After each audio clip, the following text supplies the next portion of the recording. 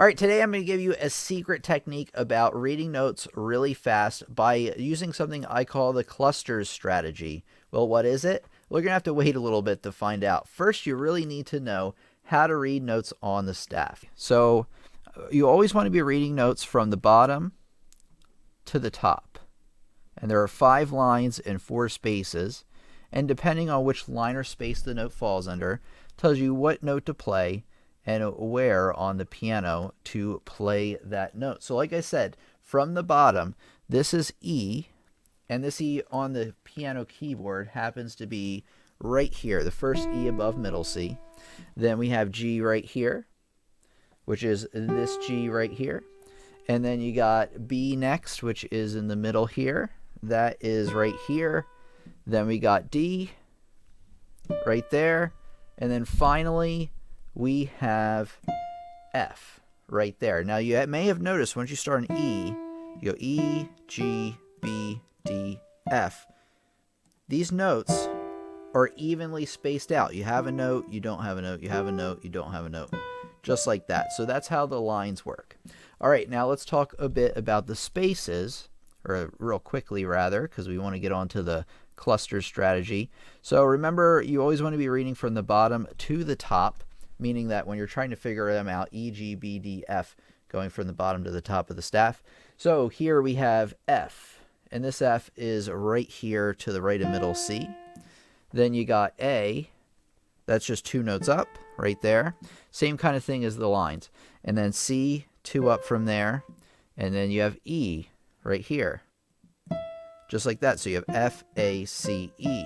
Well, hey, I don't know if you noticed, but those were actually the notes we weren't playing last time. We played E, G, B, D, and F, and now we're playing F, A, C, and E, all the notes in between. So remember, when you're going from space to space to space to space, or line to line to line to line, that's what we call skipping, because you're skipping over every other note. One other thing I want to mention quickly about the treble clef is that treble clef notes, for the most part, 99% of the time, is from middle C on upward towards the right. Bass clef is from middle C. Most of them are down that way. So just so you know, and it makes sense since treble clef you play with your right hand, which is up here, and bass clef you play with your left hand down there. All right, let's talk a little bit more about bass clef, the lines and spaces. Okay, let's take a look here. So now we got G, B, D, F, and A. The first G here at the bottom line is actually not the G one to the left of middle C. It's actually a whole octave below that. So you have G. And then, hey, we're going up line to line to line to line. So on the piano, we can kind of expect that we're playing every other note. So G, B, D, F, and A. So G, B, D, F, and A. Just like that. All right, now let's go on to the spaces, which actually I can do very easily just by dragging all of those up. And let's take a look here.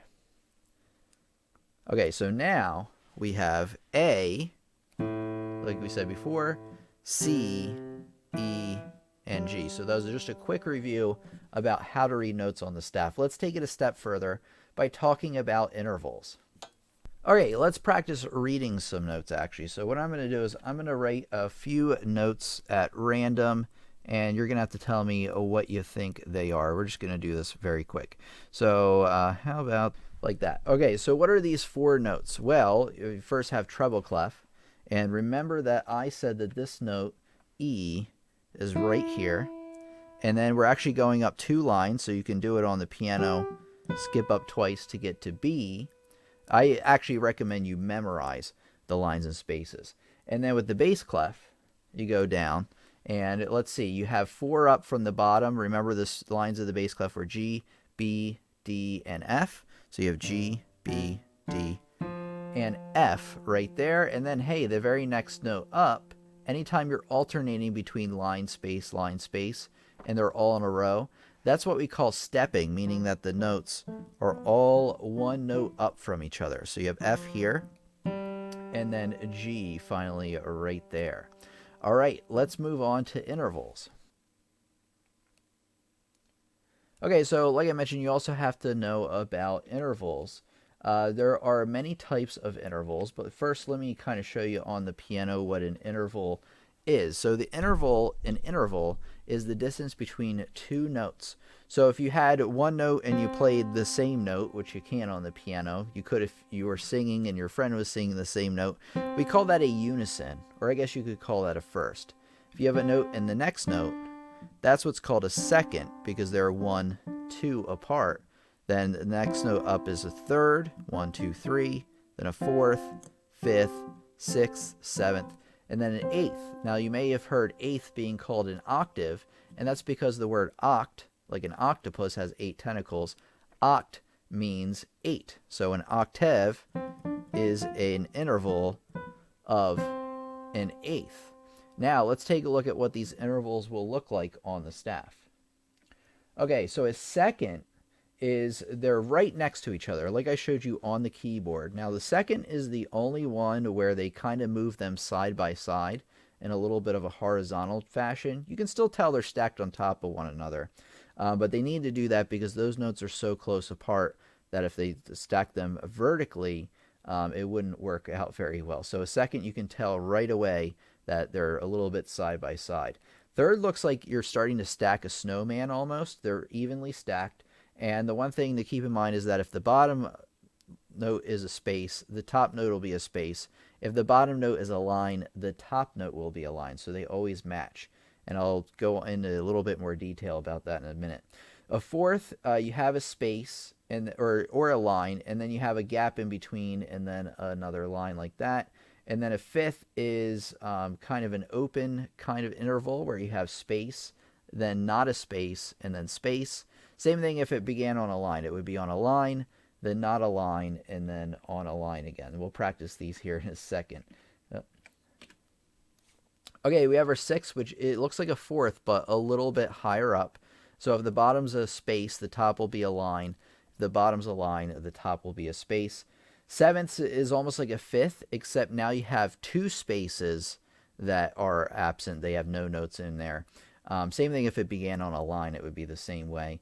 And then octave, they're far apart, and then you have if the bottom one is a space, the top one's a line. The bottom one's a line, the top one's a space. Now, one thing I want you to take a look at here is that all even number intervals don't match. And what I mean by that is that if the bottom, again, is a space, the top one's going to be the opposite. It's going to be a line. If the bottom one's a line, the top one's going to be a space. However, all odd number intervals, 3, 5, and 7, they match. So it'll be space and space, line and line. So that's one thing you can kind of use to tell what interval that you have. So let's practice reading some intervals. So let's take a look at what we have over here. So you know what, we're going to use the piano view. I think that works best. So how about I draw 2 notes, and I want you to tell me what interval do you think this is, right? They're evenly stacked like a snowman. Now, they match, right? So space and space. So the question is now, is this an odd number interval or an even number interval? So think about it. Write it down in the chat if you want. And I'll give you a second, not too long because I don't want to pause everybody. So it is a third, right? Because they are 3 apart, and it's an odd number interval, by the way. So you have space, you have nothing in between. That would be your second, and then you have your third right there. Very good. Okay, let's take a look here. Let me draw a few more. What about this one? Well, you should know this one right away. They're so close together and they're side by side. So it has to be a second, and it's an odd number interval again.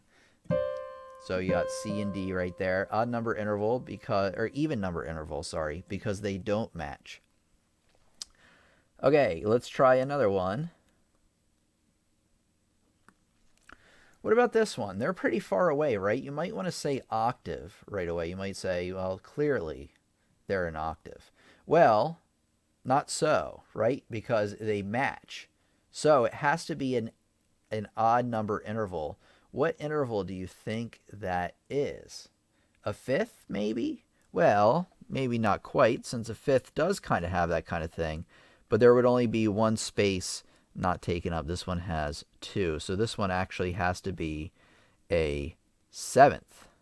So you got from F to E right there. It looks like our wonderful smart students got this right. All right, let's just practice a few more since I think a lot of you have the idea. What about this one? So you have a line on the bottom, space on the top, so it has to be an even number interval, right? It can't be a second, right? Second would be too close. Second would be right here. So it actually has to be a fourth, since a third would be right here, since they match, and then a fourth, which would be your even number interval. All right, one last one to rule them all. So let's try, let's try this. Okay, what do you think? Well, they're pretty far apart, right? So you got a line on the bottom and a space on top. Well, these are a seventh apart. They're pretty far apart, right? Well, it can't be a seventh. Why is that? Why do you think that can't be a seventh? It can't be a seventh because a seventh is an odd number interval. Therefore, they would match. So it is actually an eighth, an octave. All right, very good. So let's take a look. Hopefully you get the idea of intervals. If you need to learn more about reading music and intervals, if you're not quite caught up to the rest of us, I'm going to put a link in the description for you. I have a great playlist to catch you up, and I have a great lesson on intervals themselves.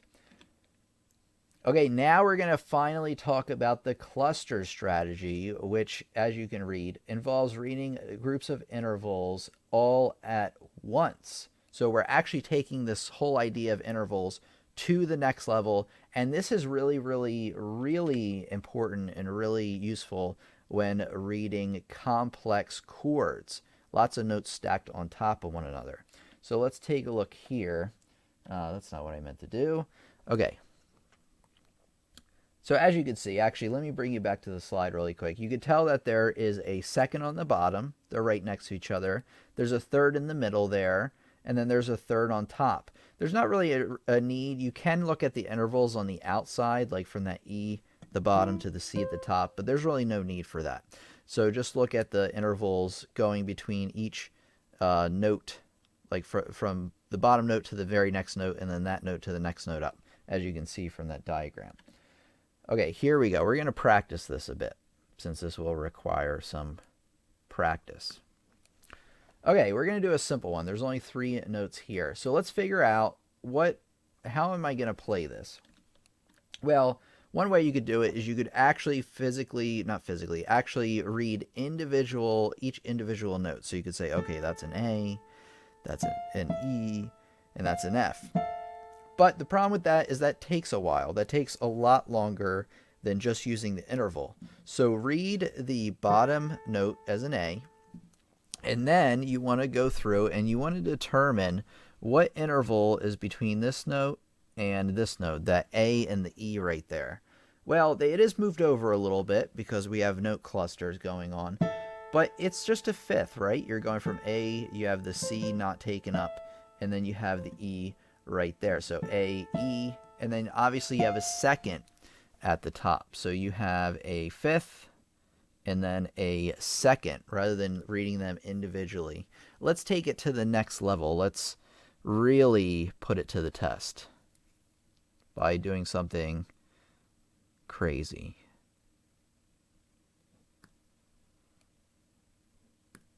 What? Okay. All right, it is not doing what I want it to do at all.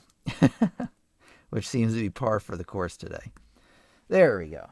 Okay, let's figure this out. Now that we've got, you know what? I think we could use another note on there. Okay, let's take a look here. So what should we do? Don't panic. That's the number one thing you don't want to do. First thing you want to do is actually just read the bottom note, which is F. First space in the treble clef. Then you want to determine what interval is the next one up. You have to be pretty good at intervals to do this. But you know that they don't match, so it has to be an even number interval. It's not close enough to be a second. That would be right there. So it has to be a fourth. And then from that note to the next note, which is kind of hidden over there, that's a third, since that's line to line. There's clearly a second going on right there, and then finally a third. So I can go F, a fourth up, a third, a second, and then another third, which I can't play with one hand, or just barely. It's breaking my hand right now. But there you go. So that's the way you want to do it. You can read the chords much faster that way. It might not seem like it at first. It may actually require a little bit more thinking, but trust me, the more you practice your intervals and the faster you get at this, the faster you're going to get at this clusters strategy. Now let's do a little bit more practical of an example, right? Because we don't see chords like that too often. What we probably will see, however, is are chords broken up between hands.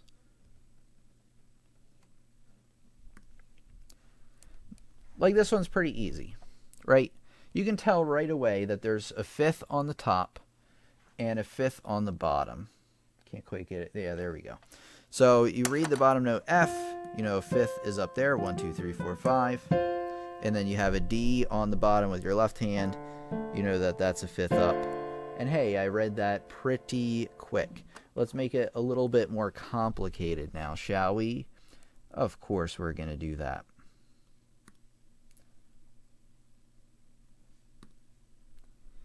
Okay, so what if I have this? Well, I have C on the bottom. You always want to read your bottom notes, F up here. So with the left hand, you got C, you got a fifth up, and then a third up. And then with your right hand, you got F, a second up, and then a fifth up. And of course, that chord sounds terrible since I didn't really think about what it would sound like ahead of time. But that's more of a practical use, since that's when we see how sheet music basically works. We're going to take a look at a piece of sheet music here in a minute to actually put it into practice for sure. But yeah, so that's what you want to do. You want to obviously learn how to read notes first. Then you want to go on and you want to practice reading them in intervals. And then you want to read them actually in clusters where you're reading, you know, intervals between, like from the bottom to the top of the staff to fill in the notes a lot faster.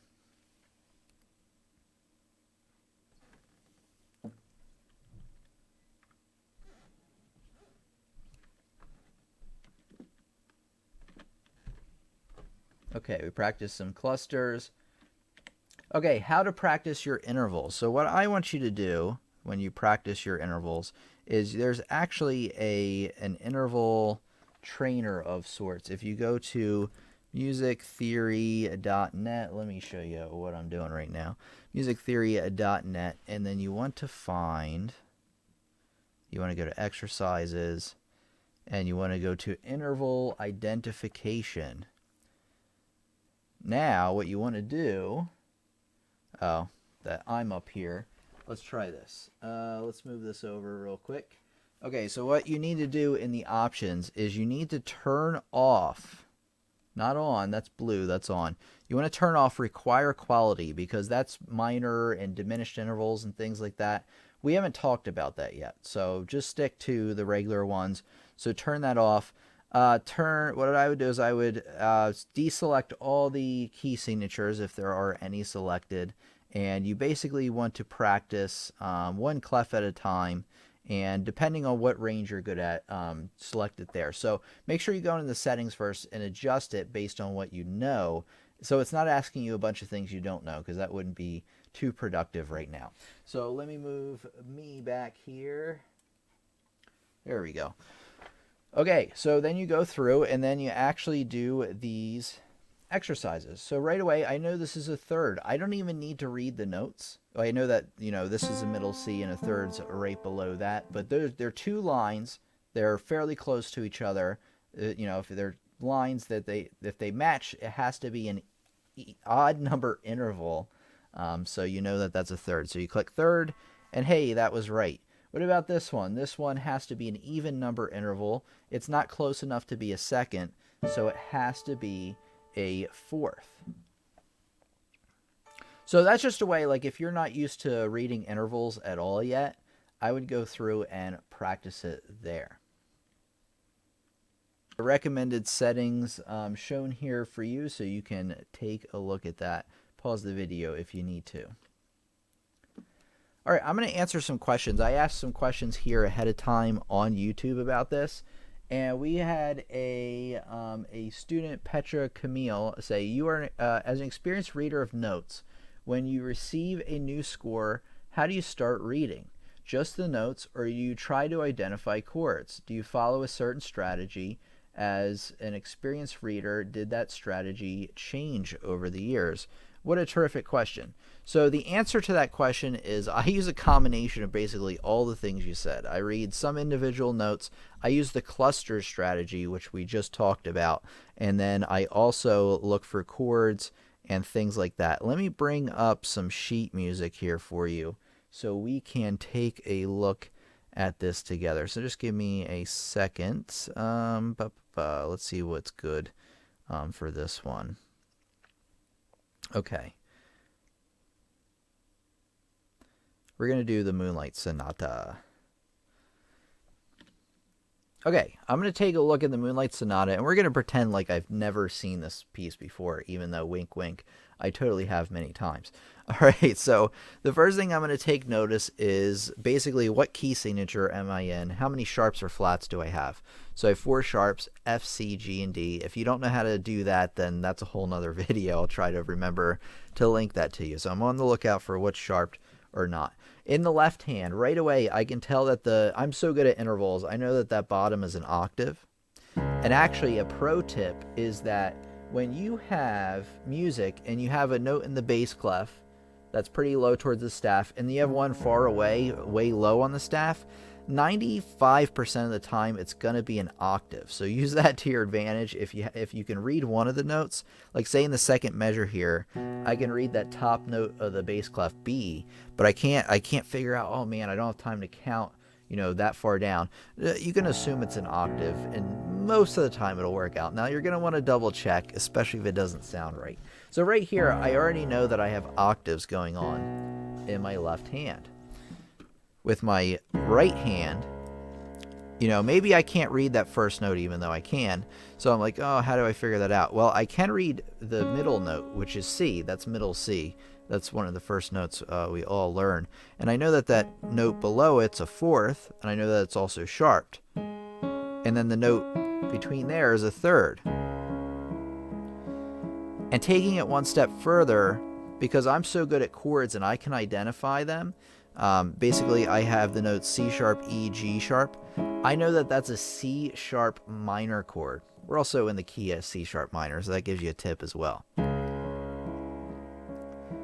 And I'm just basically looking at how the notes move from measure to measure. I notice that the right hand doesn't move at all. The left hand, though, moves down to a B octaves again. Over here, I'm looking that my left hand moves down, but my right hand moves down too. The thumb note moves here. So instead of readjusting your hands every single time you have a new chord, which is something newbies do all the time, and I did for years. So instead of doing that, look at what notes are not changing between each pattern, because a lot of times, very few times, you're not going to have music that makes you jump all up and down the keyboard. You're going to have very subtle movements between the notes. So you have to be more aware of how the notes are moving between one another. So the answer to your question is I use a combination of everything we talked about today, including chord knowledge and pretty much everything all in one. This is actually a great point as to why music theory is an incredible thing you should pick up in order to understand the music that you're playing a lot better. All right, let's go on to another question. Alberto says, "Hi, Tim. I have fewer problems identifying the notes that compose a chord than I have actually playing it. It takes me a while to place my fingers in the right position, especially if it's a complex chord. Do you have any tips? Thank you." Yeah, I have a few tips here. So let's take a look here. So maybe let's bring up an example that we had a minute ago, like this one. So the thing to keep in mind is that when you are trying to figure out like what fingers to use where, just take this right hand for example, right? We have 5 fingers. You first want to always be aware of the total range of notes. How far apart are they? And if you can, if it's not larger than a ninth or so. Try to get your thumb on the bottom note of the range, which happens to be F here, and the pinky on the top note of the range. If it was further up, I would move it up that way. The reasoning behind that, that's the number one tip I have for fingering, mainly because when you do that, that ensures that your other fingers have somewhere to move to be able to hit the notes in between. So we have an F here. I'm going to put my pinky on C because that's the highest note I need to play. And then I have a G right here, right? So out of my fingers 2, 3, and 4 that I have left, it makes sense to use finger 2. So 1, 2, and 4 right there. All right, say I have the left hand now. So a little bit bigger of a range, but what is my range? The bottom note C, the top note's B, and then just use what makes sense. I'm not going to try to put finger 3 here, since that kind of creates tension in my hand. My second finger lands right on that G as soon as I play that 7th right there. So use what makes sense. Look at the total range of the notes you need to play, and then fit your fingers in the notes between where it makes sense. If you're hurting your hand and contorting your hand in all sorts of shapes, you're probably not doing it right. But also keep in mind that fingering, proper piano fingering, is something that takes a very long time to get the handle out of, the hang of. And one of those ways, that's why I suggest you practice scales, because scales get you into the pattern of finger crosses, which is very important when playing strings of notes up the piano very effectively, which is hard to do and play and say at the same time.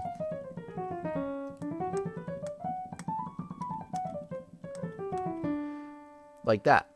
Okay, let's take a look here at the next topic. Okay, students, so over on my website, pianolessonsontheweb.com, I have courses I designed to help you learn a lot more about piano and music. Okay, if you want to learn a lot more about intervals, get some more practice with them, I have a great lesson about reading notes faster using intervals. It's kind of a prerequisite to this lesson we had here, but if you're kind of, new at reading music and you kind of got the intervals thing, but you need more practice, highly recommend you check out that as well. Thank you so much.